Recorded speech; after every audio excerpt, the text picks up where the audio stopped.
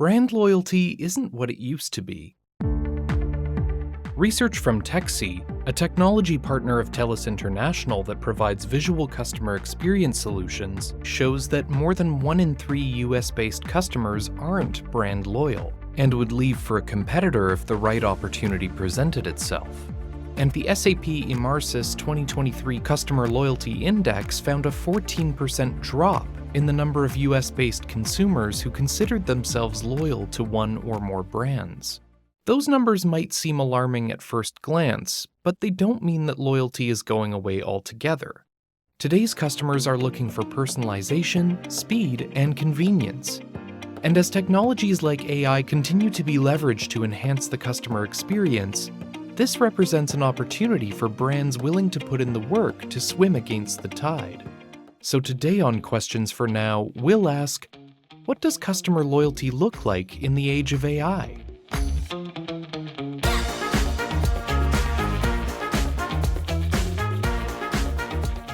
Welcome to Questions for Now, a podcast from TELUS International where we ask today's big questions in digital customer experience. I'm Robert Zirk.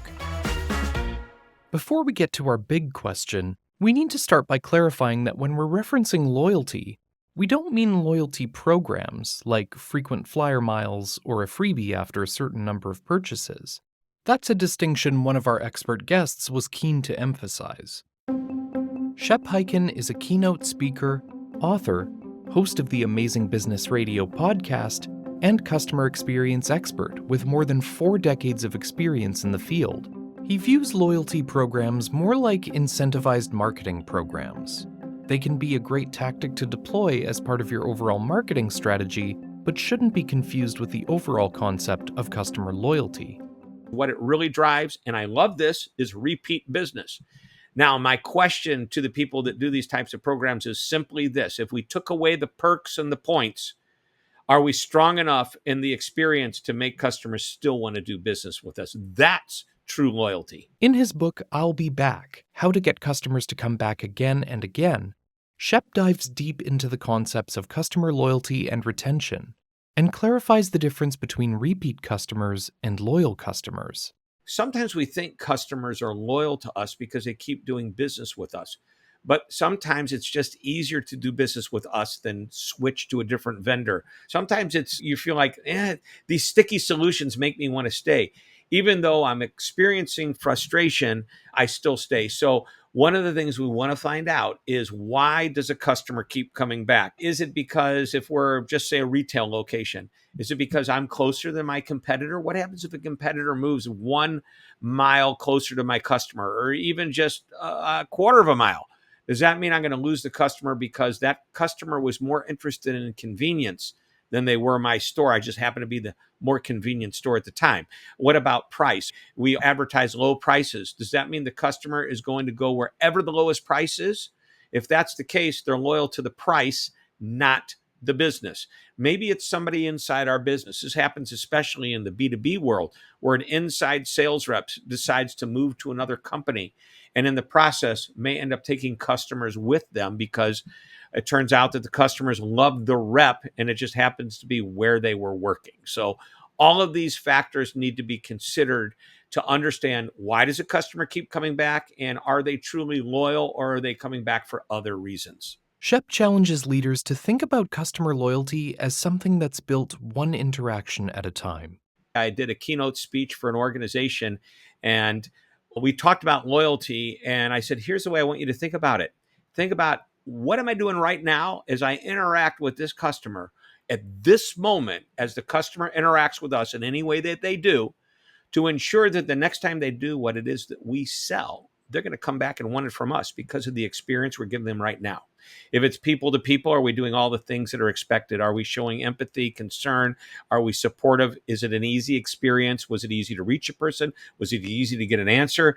Are the self-service options intuitive? Is AI being used to deflect human-to-human interaction, or is it used to support and augment the interaction? All of these things go toward creating an experience that makes the customer want to come back. In a TELUS International survey, 62% of US-based consumers said if they had to choose between the two, They would prefer a more personalized customer experience over one that takes less time. Furthermore, 55% of respondents said that nothing excuses a bad customer experience. And while it's important to consider the questions Shep raised from a business perspective, it's also valuable to take a step back and look at how your customers think about loyalty. To do that, I spoke with Colin Shaw, who's dedicated the last 22 years to helping leaders and brands improve their customer experience. He's the author of 7 books, co-host of the Intuitive Customer podcast, and among the top 150 business influencers on LinkedIn. To demonstrate his thesis on loyalty, Colin has a question for you. Who in your life are you loyal to? Consider anything and anyone in your life. Take a second. Okay, did any of your answers include your partner, family, or friends? Absolutely. And that's what everybody answers. Everybody answers family and friends. And your family and friends can do things to you that you don't like and that bug you and annoy you, but you still love them and you're loyal to them. So now, Colin has a follow-up question. If I was to turn around and say, I've got this really great family, they're a lot cheaper to run than your existing family, would you fancy swapping? Which you'd almost certainly say absolutely not. And that's the point I'm trying to make, is that loyalty, true loyalty, is an emotional attachment. You have an emotional attachment to your family and your friends, and they can do things that you don't like, but it's not based upon price. It's not based upon the running costs of the family. All too often, businesses look at loyalty as a transactional thing when it's not. In other words, it's important to remember that loyalty isn't built only on rational decisions, but also emotional connections that are formed through memories. Loyalty means that I have dealt with this company in the past, and I am now going to go back to this company. So by definition, there is a memory. If there was no memory, you wouldn't be loyal because you wouldn't know that you'd been there, and therefore it would have been the first time, and it's like the first time every time you went to that company. But you are making a decision based upon the last interaction or the first interaction that you're having with that company. So the really interesting question starts to become how are memories formed? Colin cited research from psychologists Barbara Fredrickson and Daniel Kahneman, who found that people tend to remember and assess life experiences based on 2 points of that experience. The first is the emotion they felt at the peak, or the point of greatest intensity, regardless of whether it's good or bad. The second is the emotion they felt at the end of the experience. This concept is known as the peak-end rule. One of the phrases that Kahneman uses, which I love, and this is probably one of the biggest things I've learned over the last 10 years, is we don't choose between experiences. We choose between the memory of an experience. Okay, so it's a subtle difference. So if I was to say to you, okay, I'm coming into town, tell me a restaurant I can go to, you would then say, oh yeah, go to so and so. You're basing that upon a memory. So again, memories become really important. And therefore, the peak end rule becomes really important. Now, let me now apply that thinking to customer experience. What that says to me is, where is the peak emotion that your customer is feeling in your current experience? And what, again, is the end emotion that your customer is feeling currently today? And is that what you want them to feel? Because again, most organizations won't be able to answer that question. And what you should be able to do is you should be able to design an experience that evokes the emotions that you're trying to evoke. I can't just say to you, hey, right, now be happy. So let's just create happiness. Happiness is through an evolution of feeling some of those other emotions like trust and cared for and valued. So when you think about someone who feels that if I feel cared for, then typically things like they respected me, they spent time with me, they went out of their way to do things for me. Okay. Now, just simply put that into the business context. If you want your customers to feel cared for, you need to spend time with them. You need to respect them. You need to go out your way for those customers. And if you do that, they will feel cared for. And if they feel cared for, that increases value. And that goes towards making a customer feel much more loyalty, because loyalty is an emotional attachment. And Shep noted that CX leaders don't need to overthink the process. Loyalty can be built on small improvements that create a better and more consistent experience. If you can create an experience that consistently and predictably is the tiniest bit better than average, or 100% of the time meets the customer's expectations, they won't want to take a chance of doing business anywhere else. Why? You know what? They're always, whenever I call, they're always so knowledgeable. They're always so helpful. Even if there's a problem, I know I can always count on them. So you've got this word always followed by something you want the customer to be saying about you. And always means it is consistent and predictable. It's like Amazon. How much true interaction do we have with Amazon? It's totally self-service. So we're interacting with a computer. Yet they create this incredible amount of comfort and convenience and confidence, because the moment I place the order, boom, I get an email. Your order's placed. Next, your order's been shipped. Here's tracking information. Next, here's a picture of the box outside of your porch. They give us this great communication in addition to this digital experience that just makes it so comfortable and confident that things are happening the way they're supposed to. So this is what companies need to be thinking about. They don't need to be Amazon. They don't need to be big brand, small brand. It makes no difference. What they need to do is understand what their customers want and expect and deliver on those expectations, because nobody can argue with, they always meet my expectation. Why would I want to do business anywhere else? Shep shared a personal story involving Costco that highlights exactly how brands can set themselves apart from competitors by setting expectations and consistently meeting them, which he illustrated with a statistic from his 2023 Achieving Customer Amazement study. Half of American consumers, actually 51% compared to last year, it was 48%. Half of American consumers felt customer service was more important than price. Specifically, Costco. I can speak from experience. I love my Costco membership. And we bought carpet from Costco and had our whole home carpeted with one of their vendors. And we got the price, and I said, this seems a little bit higher than what I thought it was going to be. And I looked at competitors, and sure enough, it was a tiny bit higher, not much higher. I thought I was going to get this incredible discount by doing business with Costco. Here's what the vendor said to me.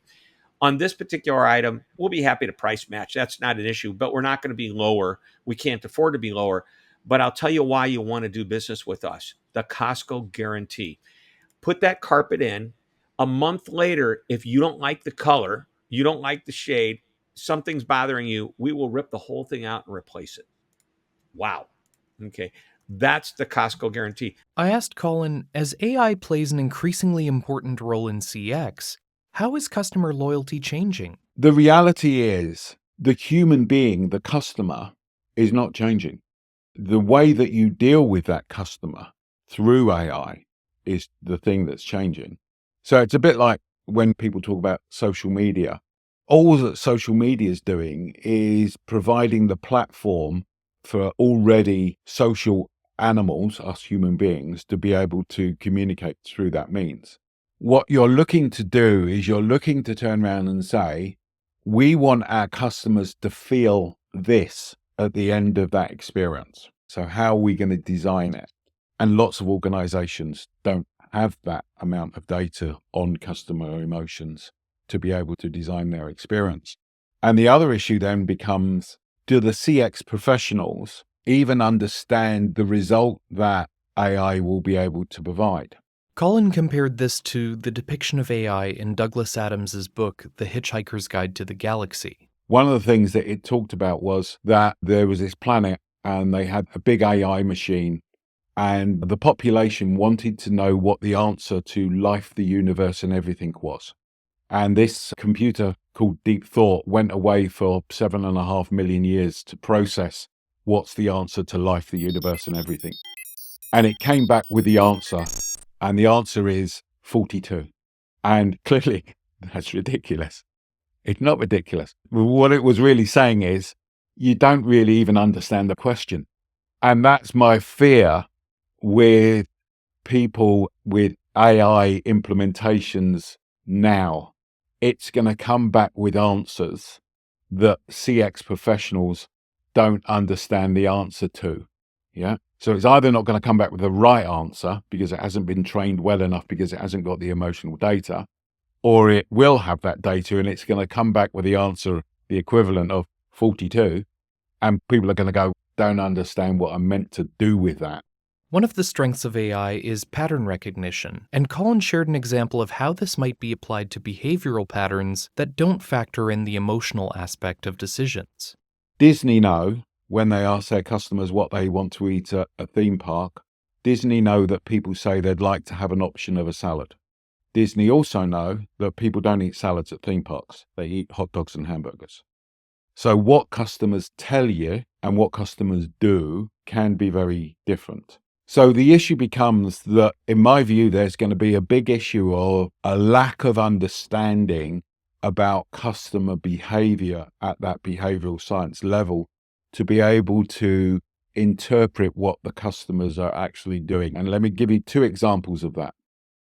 So there was a telecoms company in the States that asked through its AI, we want to identify customers that are leaving us.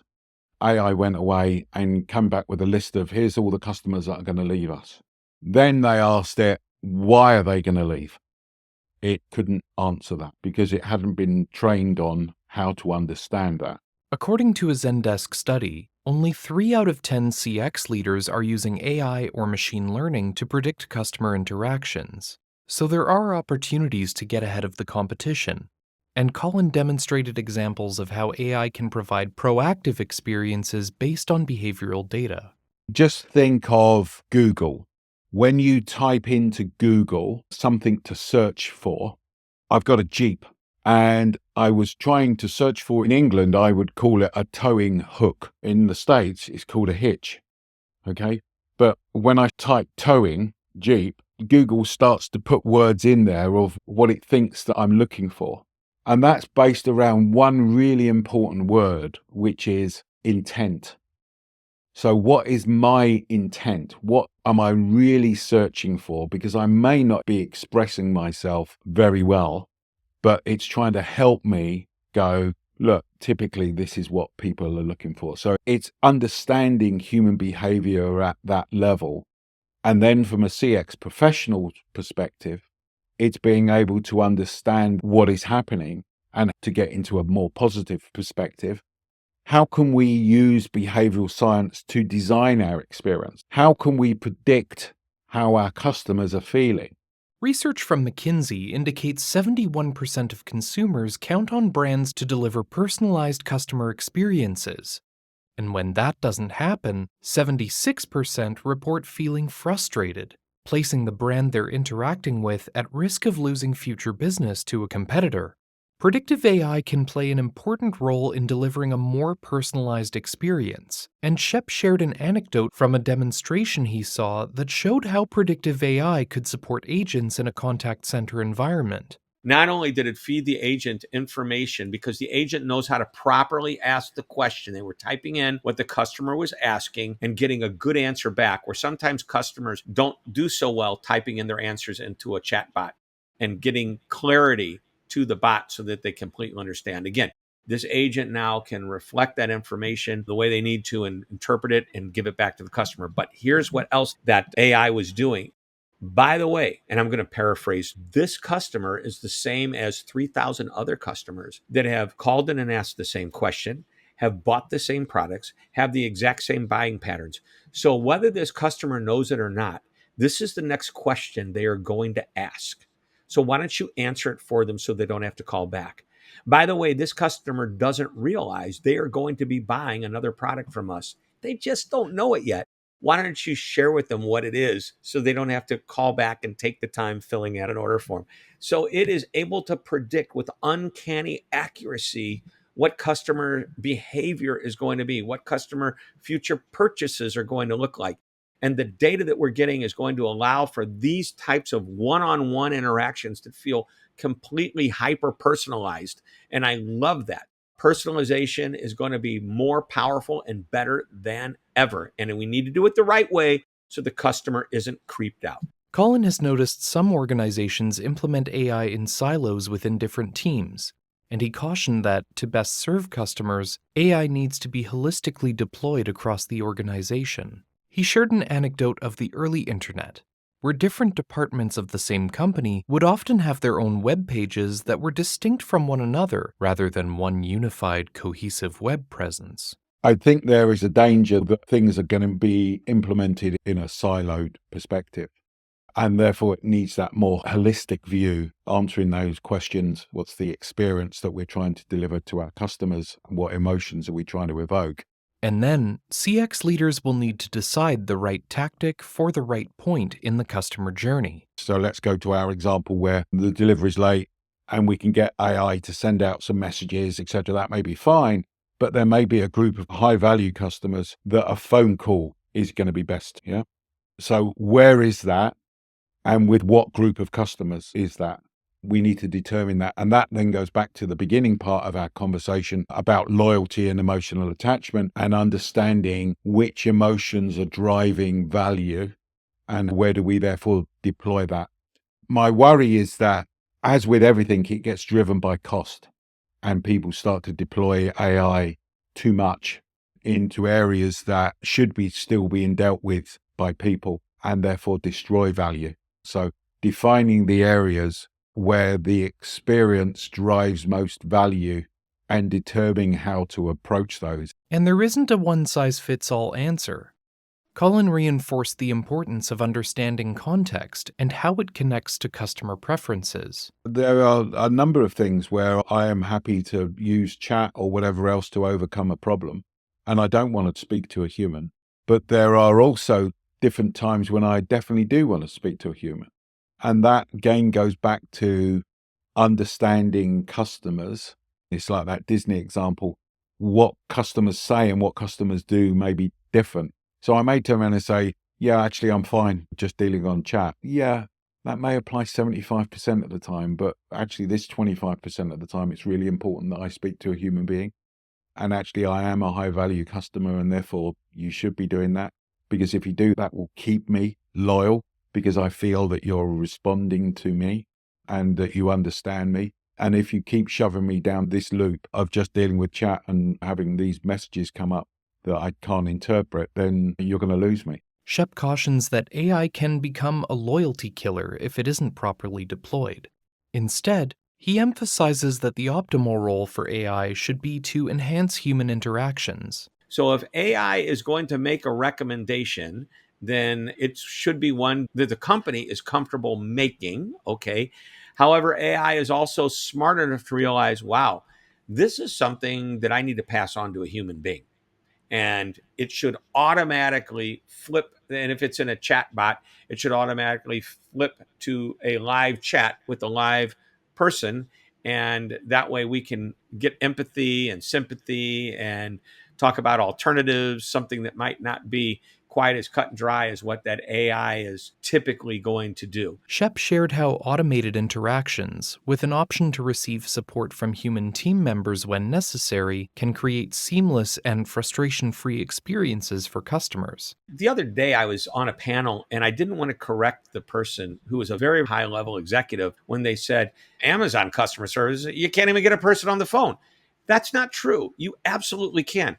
But what Amazon does is brilliant. And by the way, this is not expensive to do anymore. It can be done even with very small companies. It's a minor investment. If I've got a problem on Amazon, I'm going to get to customer support and it's going to start asking me questions. And there will be a point where it says, if you need to talk to somebody, click here. But I can keep going if I don't want to. And by the way, I'm oversimplifying this, but essentially I keep going down the path until I do need to talk to somebody. They do not give me a phone number. What they do is ask me for my phone number.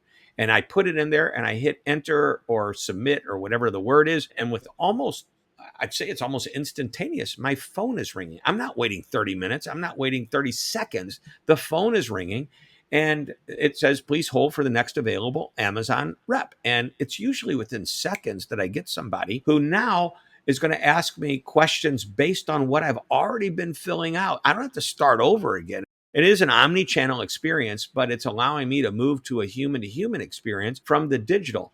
And this is where companies make the mistake. They deflect, not recognizing that once in a while, somebody's going to say, hey, I need to talk to somebody. And AI can be used to streamline processes that would normally be tedious for customers. If you've gone to a doctor's office and they tell you, hey, before you get here, we want you to go online and fill out all the forms. It frustrates me that I have to put my name, my address, and social security, insurance card information more than one time. I shouldn't have to do it. This is such a simple process, right? Ask me once, and then later on ask me to repeat it again with a check mark rather than having to type the whole thing out, or just auto-populate it for me. There is such a simple example of how you can increase the experience to still be compliant, get the information to the provider, however they need it, and yet make it easy on the customer. And I think that's what all of this is headed toward, is how can we make this as easy and frictionless for the customer as possible? As you ponder that question in relation to AI, it's important not to lose sight of the human element in your customer experience. After all, your customers are human, so your experiences need to be designed in a way that reflects how they interact with technology. Shep highlighted how AI can make customer support more accessible, which he details in his book, The Convenience Revolution. If I call you at 10 o'clock at night, I bought a cool thing at the store and I'm building it, and I call customer support because I can't seem to figure out how this works, and I get the message, we're only available from 7 a.m. till 6 p.m., Monday through Friday. We can now, with chatbots and ChatGPT and generative AI and all the tools that we've been talking about, we can create almost 24/7 support. And if we can't answer the question using these technologies, at that point, we might say, we've tried. Here's what we need to do. We're going to take your information and somebody's going to call you tomorrow morning between these hours and these hours. Unless it's more convenient, put in the time that you want and you're able to punch that in, and we'll get somebody to get back to you. Again, it might not be the most convenient solution at that point, but at least they're giving you options. We've spoken about how memories are formed and the roles those memories play in shaping customer sentiment. Today, with the advent of AI, Colin envisions that organizations won't just map the customer journey, they'll map the customer memory as well. So think about AI being used to map the interactions that they've had with you for the last 5 years. And I'm now assuming you've got an all-encompassing AI across all the channels and it can understand all those touch points. But think about knowing that this customer 3 years ago had a problem with their delivery and this is what they did. And therefore being able to predict that we've just had the same issue. So that customer is likely to act in the same type of way. So effectively, you're mapping that customer's memory. And what we know from the Kahneman work, again, is that the memories that are the most vivid to us are the memories that have got the most intense emotions. If I was talking to you about some either happy event or some tragic event in your life, you can remember exactly where you are, what you were doing, how you feel. And that is because those are intense emotions, and those intense emotions burn more of a deeper memory into you. Now, again, let's apply that in the customer circumstance. If a customer has really got upset with you about something, imagine now that those memories are evoking some really intense emotions. Then again, AI will be able to go, this was an intense emotion, therefore that's going to be a larger memory, etc. How many times currently do you contact a company and you have to repeat to them 27 times about all the problems that you've had because they haven't passed on the details? And, the person is dealing with you is really happy. And they're the third person that you've spoken to about this. And they start off the conversation in a really bright mood, not taking into account the fact that you're really frustrated that you've been on the phone for the last 2 hours trying to deal with this. And Shep shared an example of how automation and AI were deployed proactively to create a positive experience out of an issue that otherwise would have been negative across the board. I'll share with you something. I had a wonderful lost luggage experience. How's that set? That is a sentence I don't think I've ever heard before. I know. And this is what happened. American Airlines lost my luggage. I landed in San Francisco, and I'm on the beginning of a very long 2+ week trip. So I did have to check my bag. I walk off the plane, and I received a text message from American Airlines. It's automated, but it says, "We sincerely apologize." And I'm paraphrasing, but your luggage is not going to be delivered when I got off the plane. However, it is going to be delivered on a later flight. Please put in your address and it will be to you by 6 o'clock tonight or whatever time it was. I thought, wow, 3 things are happening here. Number one, they're informing me of a problem proactively, very powerful. Number two, I now don't have to go down to the luggage area, wait to see if it's going to come off the carousel before I walk into the office next to baggage claim. All I need to do is give them the address where I'm going. And as soon as I did, I got a confirmation back. And then about the time I wasn't expecting it actually came early, I received a message. Your luggage is out for delivery. It should be there within whatever the time frame was. And I thought, wow, now that is an automated way of handling a real moment of misery. Even in my experience that I had with American Airlines, there was a phone number for me to call if there was a problem with the way the system was working. And while nobody's ever going to be happy with it, how can they be unhappy with the effort that American Airlines made to create a system that was going to hopefully get me what I needed, right? There's a great case study of automation and AI doing its thing.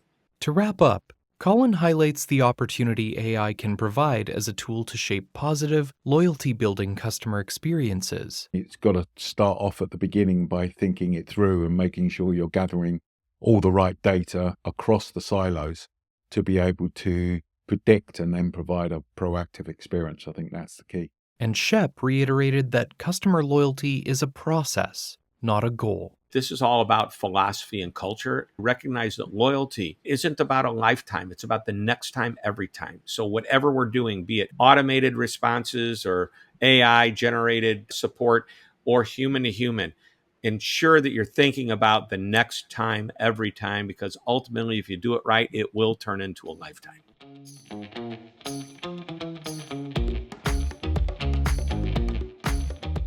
Thank you so much to Shep Hyken and Colin Shaw for joining me and sharing their insights today.